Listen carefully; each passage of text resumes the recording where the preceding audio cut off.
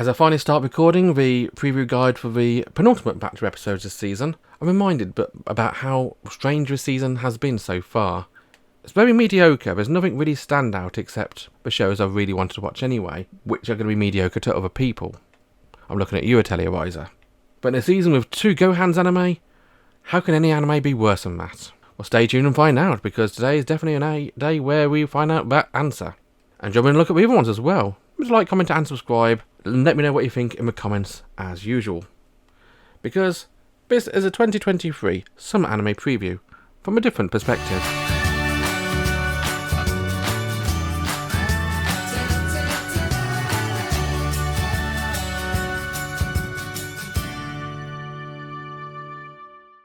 First of all today, we've got My Unique Skill Makes Me OP Even at Level 1. An anime where somebody gets isekai'd and finds out they have an overpowered first skill. Again, this is another overpowered isekai with levels anime, although this character has a unique, interesting problem in that he's stuck at level 1. You see, the stat system in this world are as such that when you are born, or when you're created, or when you drop as a loot item off a slime, like our main character Yota here does, you are given a maximum level of your stats. So for example, if your hit point stat is capped at 50, no matter how much you do, no matter what level you become, your maximum hit points will always be based on 50. Now Yota, when he gets reincarnated in our world, has a maximum level stat of 1, which means no matter how good his other skills are, he'll always be level 1, which isn't ideal, especially in a dungeon-based world. However, as he learns how this world works through his rescuee, dropped girl, Emily, the most energetic, cute sweetheart you've ever seen in your life, he learns that monsters in the dungeons in this world drop items when they're killed, and based on what you kill, based on what you get. What makes this one even more interesting is you have loot skills based on the type of loot which you get. When they check out Yota's stats, they find out that his stats are mediocre across the board, max at level 1, grade G stats in pretty much every category except looting, where his stats don't go beyond a G, so it's not G, not H, not I, it's as low as grade S. And so how on earth is he going to make a living with that low skills? Unfortunately, what Emily didn't realise is this is Japan, and S is higher than A. And so he's got perfect loot skills across the board. And so when he defeats a slime, he doesn't just drop a few bean sprouts, he drops an entire bag full of them. So a few one of those, and he gets himself enough money to live, and even buys a house for Emily to live in, won over by how sweet and cute and livable Emily is. As the episode progresses, we learn that there's a new dungeon which nothing actually drops from, although when Yota goes there, something does drop from the monsters. Seeds. Now these are the type of seeds you get in RPGs which make your base stats increase. And what it lets him do is it makes him increase his base stats from G rank up to A rank. So instead of having very low hit points, he now has grade S hit points as well as grade S loot. And imagine throughout the series he's going to get grade S in pretty much every other stat except his level. So you're going to be a level 1 loser with maximum stats and everything. We are also introduced to another character in episode 1. We don't know who she is yet. It's just a blue-haired bunny rabbit. I'd have thought not seen one of those before. And she's mostly interested in the fact that when he goes to fight level 2 slimes on the second floor of a dungeon, they drop carrots. And with his grade S loot skill, they don't just drop carrots, they drop big freaking Loperit style carrots. The type of carrots you've only ever seen in episodes of Tenchi Muyo and certain adult anime, although they're not really used for eating in that second example. Now, level 1 unique skill is fun. This one is a type of silly isekai which I kind of enjoy. I'm definitely going to watch more in one episode of this one. It reminds me of the same sort of feel and flow of isekai capitalism from the other season. It's not going to win any awards for originality or storyline or plot, but it's got a heart. It's got a random blue-haired bunny girl wearing a bunny girl outfit because what else would she wear? She's a bunny girl. And bunny girls make anything better. If you want to watch this one, this one's airing over at Crunchyroll. Next up, we've got another magical high school type anime, Liar Liar. This one isn't so much a magical high school as it is a gambling high school. This one has all the feel of combining the likes of No Game No Life with Kakagurui with Magical Index as well for a Star Wars setting. As our main character, who is a generic nobody called Hiroto, turns up to school and is giving a speech to his class members how he's the greatest 7-star ever to grace the academy. Nobody can defeat him, and if you do want to defeat him, come try. Except for the fact that that's not exactly the truth. He goes full Chuny on the buggers, and everybody believes him because he's able to lie. Only that one lie though. As we learn at the end of the episode, he gains access to a red star, a special star. I should explain the stars. So this school has a star system. It's a bit like Duelist Kingdom in Yu-Gi-Oh, where if you beat somebody, you get to take their stars and put them on your wrist or put on your badge or your phone app in this case. But unlike in Duelist Kingdom, it's not so much playing cards which gets you those cards, it's playing games. And you and your opponent bet stars, and whoever wins gets the stars. The weaker player gets to choose the game, obviously giving them an advantage, but of course the stronger player is a stronger player, so the advantage of being stronger. And so after a series of unfortunate, or fortunate if you think that way, events in episode 1, he ends up being challenged by Sarasa Sayanji, who's the daughter of the owner of the academy, the princess of the academy, the empress, I think people call her. Super haughty, super hot, redheaded, feisty female lead. And through a series of unlucky circumstances, she ends up losing a staring contest with him and giving up a star.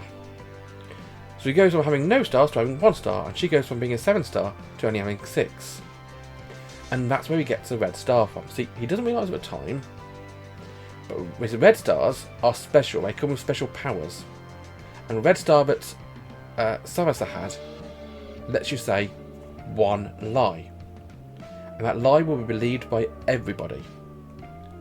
And in order to save face, because why not would a no star be a 7-star, we also want to know what Sarasa's lie is. She's not really Sarasa. She's a random nobody who's taken on the persona of Sarasa.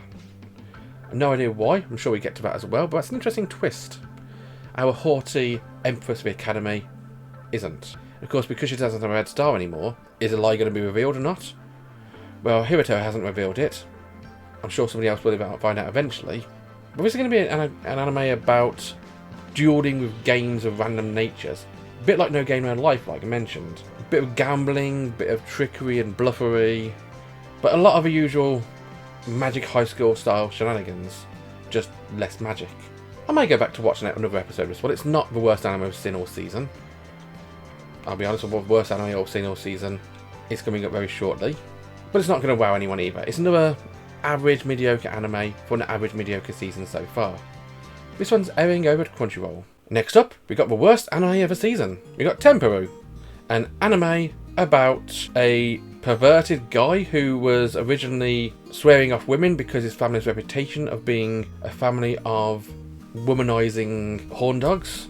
Until one day, he manages to randomly bump into a girl called Yuzuki who drops a bale of rice on him, falls in love at first sight, and his horn is unlocked.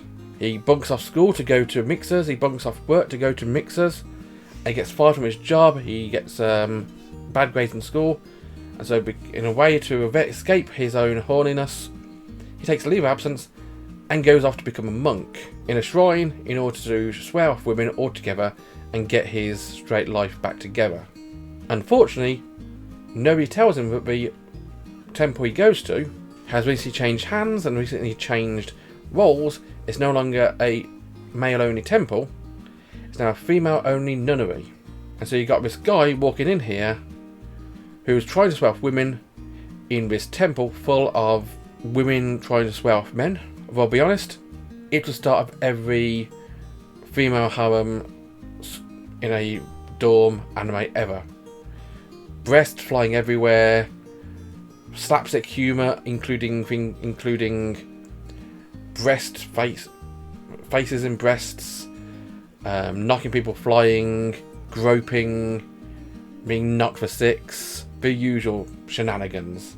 This is sub-Love Hina levels of harem tropery, as our main character has all the modesty and humility of a of a 12-year-old who got his hands on his first porn mag, and the girls just want to either slaughter him or send him off in slavery or sell his organs. That said, the main character, Yuzuki, she's attractive, she's cute, but she's just that really. She has a pair of breasts and a face. She doesn't really show much personality other than just being a female lead who he falls in love with. The rest of the characters are all very much cliched characters as well.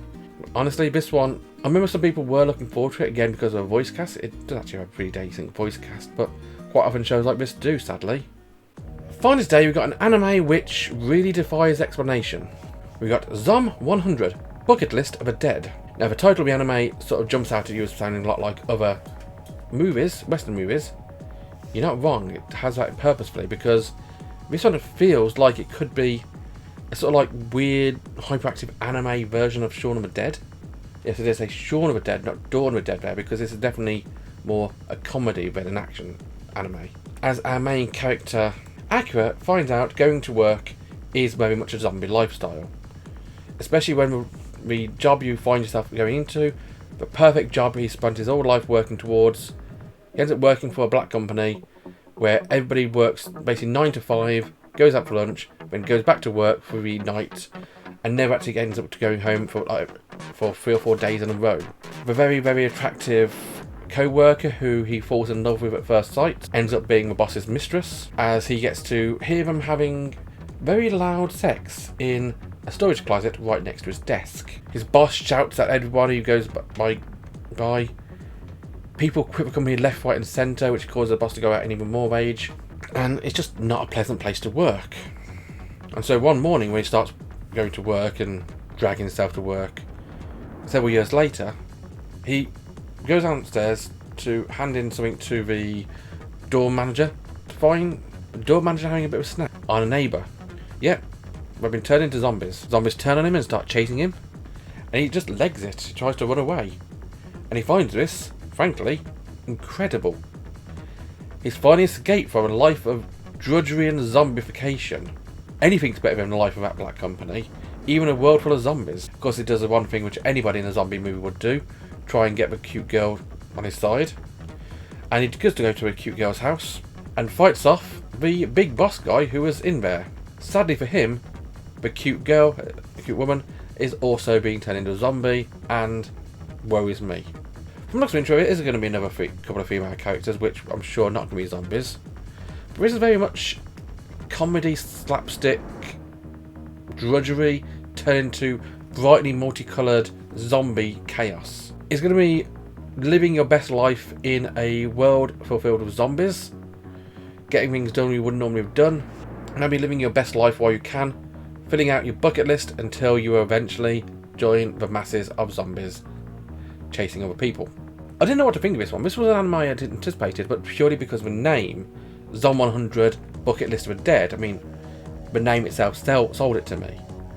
It's not an anime which I'll probably watch much of because I'm not a huge zombie fan, but it's definitely going to have its appeal, and it's very attractive and colourful. And unsurprisingly, it's already got a big following in the West as well, it seems. If you do want to watch Zom 100, this one's also airing over to Crunchyroll. That was My Unique Skill Makes Me OP Even at Level 1, Liar Liar, TenPuru, and Zom 100 Bucket List for Dead. 4 very different shows of very differing qualities, airing again at Crunchyroll. Join me next time for the final 4 or 5 shows of the season. Until then, remember to like, comment and subscribe, and thanks for watching. Bye bye.